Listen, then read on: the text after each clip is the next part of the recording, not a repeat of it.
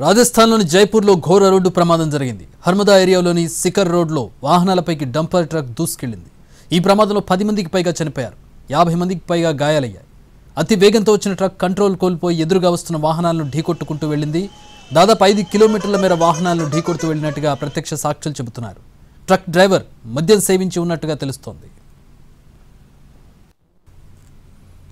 రాజస్థాన్లోని జైపూర్లో జరిగిన ఘోర రోడ్డు ప్రమాదానికి సంబంధించిన దృశ్యాలు చూస్తూ ఉన్నాం. హర్మదా ఏరియాలోని సికర్ రోడ్లో వాహనాలపైకి డంపర్ ట్రక్ దూసుకెళ్లింది. డ్రైవర్ మద్యం మత్తులో ఉన్నట్టుగా తెలుస్తోంది. ఈ ప్రమాదంలో 10 మందికి పైగా చనిపోయారు. 50 మందికి పైగా గాయాలయ్యాయి. అతి వేగంతో వచ్చిన ట్రక్ కంట్రోల్ కోల్పోయి ఎదురుగా వస్తున్న వాహనాలను ఢీకొట్టుకుంటూ 5 కిలోమీటర్ల మేర ప్రయాణించినట్టుగా ప్రత్యక్ష సాక్షులు చెబుతున్నారు.